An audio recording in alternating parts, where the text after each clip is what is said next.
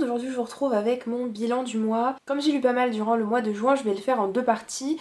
Je filme cette vidéo déjà, on est début juillet donc elle sortira certainement assez tard durant mi-juillet.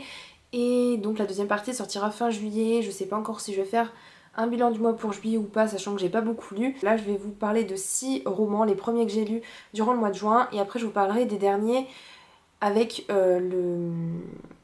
avec les mangas et avec une BD. Donc on va commencer sans plus tarder. Le premier livre de juin que j'ai lu c'est Renaissance, le tome 2 qui est le spin-off de Né à minuit de Cici Hunter. Donc ça raconte l'histoire de Della qui est une jeune fille vampire. Della va avoir affaire à un fantôme dans ce deuxième tome, un fantôme qui va lui demander de sauver deux vampires qui sont en train de mourir. Et donc ça va être sa quête durant ce deuxième tome.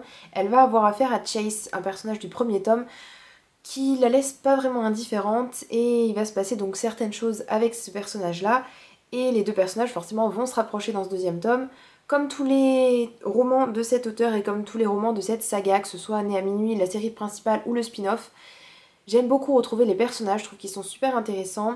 L'histoire aussi me plaît beaucoup, mais j'ai un petit souci avec cette série et avec l'écriture de l'auteur. En fait, elle met beaucoup de détails qui viennent perturber l'intrigue principale. Et du coup, on se retrouve avec un tome qui fait 500-550 pages, alors que, en fait, l'histoire n'avance pas, l'enquête n'avance pas. On a une petite bribe d'informations par-ci par-là qui sont données toutes les 50 pages, par exemple. Et du coup, on n'avance pas et j'ai l'impression que l'auteur faisait que meubler. En même temps, ça fait partie du style de l'auteur. Et d'un côté, ça me plaît bien parce que comme ça, on est bien immergé dans l'histoire et tout ça. Et on n'est pas concentré que sur l'enquête, mais il y a aussi des histoires de cœur, des histoires d'amitié et tout ça. Mais d'un autre côté, on est un petit peu perdu parce que finalement, on n'a pas trop ce fil conducteur de l'enquête. On a beaucoup de choses qui viennent parasiter. Il me reste donc plus qu'un tome pour finir cette série. Et à ce tome-ci, je lui mets la note de 8 sur 10. J'ai ensuite continué mon mois de juin avec Six of Crows de Leigh Bardugo aux éditions Milan. C'est un livre que j'avais vraiment envie de découvrir parce que beaucoup de gens en avaient parlé en bien et il me faisait vraiment envie. On va suivre 6 personnages différents qui vivent tous dans un monde différent du nôtre. On a une petite carte au début qui nous permet, on a les personnages déjà qui sont dessinés, et on a une carte aussi du monde dans lequel on va évoluer. Pourtant, malgré cette carte, j'ai été perdue. C'est le gros point faible que j'ai trouvé en fait à cette histoire, c'est que j'étais perdue pendant à peu près la première moitié, on va dire le premier tiers du roman. J'étais perdue, j'arrivais pas à m'attacher au personnage ni à l'univers parce que l'auteur ne donnait pas assez d'informations. Voilà, souvent dans les histoires on a une petite description d'un personnage ou description d'un lieu, ou on nous raconte un petit peu ce qui s'est passé à cet endroit-là pour qu'on soit pas perdu. Et justement c'est pas ça que j'ai retrouvé dans ce livre-là. Et au tout début, comme j'étais perdue, comme il y a pas mal de personnages, et ben forcément à chaque fois qu'on commençait un nouveau chapitre, il fallait que je me remette dans le bain, que j'essaie de recomprendre ce qui se passait, où on était, qui était ce personnage. Donc ça me fait venir à mon deuxième point qui est que finalement cet aspect-là de l'histoire que l'auteur met en place, ces personnages au fur et à mesure, et ben ça nous permet de s'attacher en fait aux personnages petit à petit. Et moi ça marchait en tout cas, au fur et à mesure en fait... j'ai compris comment étaient les personnages, leurs pensées, leur personnalité, tout ça, ce qu'ils ont vécu. Et du coup, je me suis attachée petit à petit aux personnages. J'ai trouvé que les personnages, ils avaient vraiment une profondeur, qu'ils avaient vraiment une sensibilité propre à chacun d'eux. Et voilà, pour ça, j'ai vraiment adoré les personnages. L'univers aussi mis en place est assez intéressant, il y a plusieurs contrées.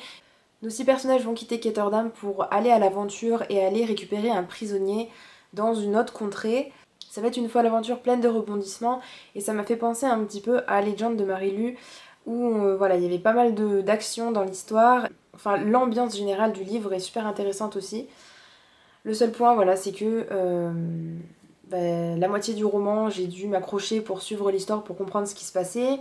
Et du coup, ça m'a un petit peu gâché ma lecture. Mais sur la fin, j'ai vraiment adoré.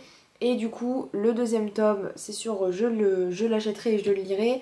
Et donc je lui ai mis 8,5 sur 10. Je continue avec une nouvelle lecture qui est Le complexe du papillon de Alice Heurtier aux éditions Casterman, qui est un petit livre qui fait que 200 pages.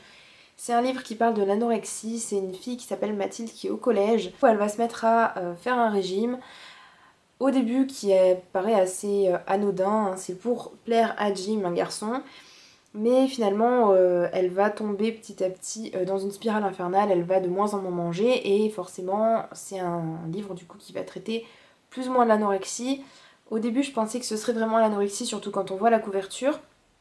Mais en fait l'auteur reste assez en surface.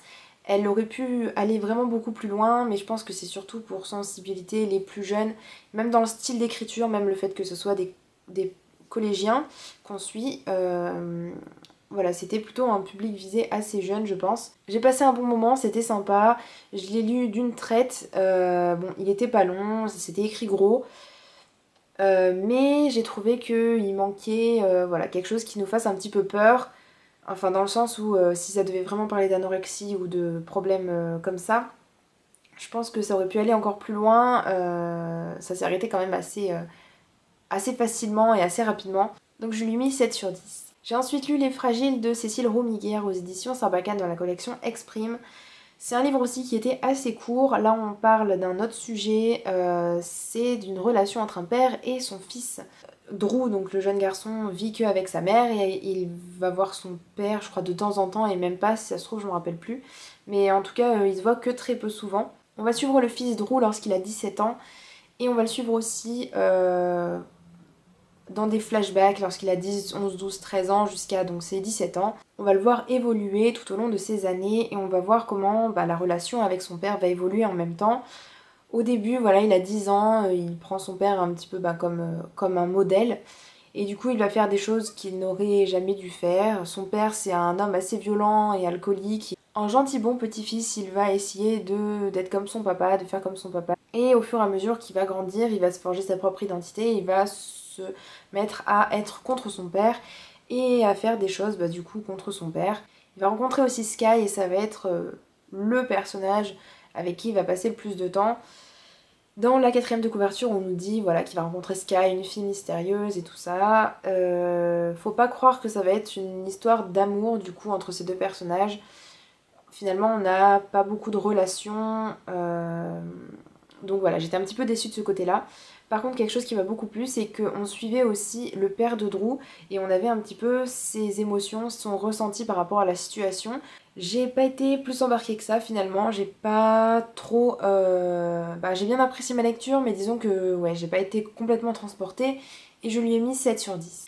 J'ai lu ensuite Le Fantastique, le Magnifique, je vous ai fait une vidéo sur ce livre déjà, c'est Quelques minutes après minute de Patrick Ness aux éditions Gallimard Jeunesse que j'ai lu en version illustrée par Jim Kay. C'est un livre du coup qui m'a énormément plu, je vais vous faire un bref petit topo ici mais je vous renvoie à ma vidéo si vous voulez en savoir plus. On suit un garçon qui s'appelle Connor qui vit avec sa mère qui est malade. Connor il fait souvent le même cauchemar qui le réveille assez souvent la nuit et cette nuit-là il va se réveiller, il va se lever, il va regarder à la fenêtre et il va voir dans son jardin un monstre qui va venir le voir, qui va lui parler. Et voilà, il va y avoir une histoire comme ça assez mystérieuse, assez fantastique avec ce monstre un petit peu bizarre qui va lui raconter des histoires. Et ce petit garçon qui porte vraiment le poids de la maladie de sa mère. Connor qui est un personnage que j'ai vraiment adoré, auquel on peut s'identifier très facilement. Et voilà, vraiment une super lecture. Si vous pouvez le lire en version illustrée, c'est encore mieux. Parce que c'est toujours mieux d'avoir la version illustrée.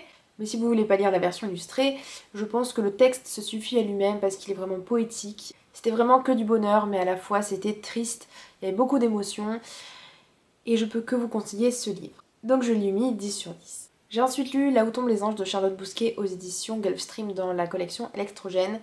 C'est un livre où on va suivre le destin de 3 femmes durant les années 1900 et principalement durant la période 1915 je pense, même peut-être avant, vers la période de la Première Guerre mondiale. On va suivre principalement Solange, une jeune fille au début qui a 17-18 ans, qui va partir à Paris rejoindre Lily. Il va y avoir ce sentiment de liberté, ce sentiment de pouvoir que peut avoir la femme à Paris alors qu'elle ne l'a pas en province. Malheureusement ça va vite s'étouffer puisqu'elle va rencontrer Robert, un garçon qui va avoir une emprise assez forte sur elle. On va avoir aussi Lily, donc sa meilleure amie, qui va l'embarquer partout. Et Lily, elle est vraiment très ouverte. Enfin bref, c'est vraiment une fille qui en veut, au contraire de Solange qui va avoir tout au long du livre assez de mal à se défaire de la société, de son mari. Ce que j'ai beaucoup aimé dans ce livre, c'est que j'avais l'impression à certains moments d'être vraiment à cette période-là, de vraiment vivre ce que les personnages vivaient. Et j'ai l'impression que c'était pas tant romancé que ça et que ça aurait pu arriver dans la vie réelle. En plus, la chose que j'ai vraiment appréciée, c'est qu'il y avait beaucoup de lettres insérées dans l'histoire, ce qui faisait qu'on avait vraiment l'impression d'y être. Et notamment durant la période de la guerre où il y avait les soldats qui étaient au front et les femmes à l'arrière, j'avais vraiment l'impression de réalité de cette époque-là, de ces personnages-là. En plus, la plume de l'auteur est un petit peu soutenue comparé à certains livres young adultes qu'on peut lire qui sont plutôt dans l'action et qui utilisent du vocabulaire plutôt simple. Là, j'ai trouvé que les tournures étaient assez poétiques et voilà, ça collait très bien au thème du livre. Et moi qui aime pas vraiment ce qui est historique, là j'ai vraiment trouvé que c'était très sympa à lire. Mais beaucoup de gens ont eu des coups de cœur et moi ça n'a pas été le cas. Mais je lui mets quand même 8 sur 10. Voilà, c'est tout pour ma vidéo, j'espère qu'elle vous aura plu. N'hésitez pas à me dire en commentaire si vous avez lu un de ces livres et ce que vous en avez pensé. Et je vous dis à bientôt dans une prochaine vidéo qui sera certainement la deuxième partie de cette vidéo-ci. Mais sait-on jamais, peut-être que je vais prendre plus de temps que ce que je dis pour la filmer, on verra bien. Je vous dis à bientôt du coup dans une prochaine vidéo. Ciao ciao!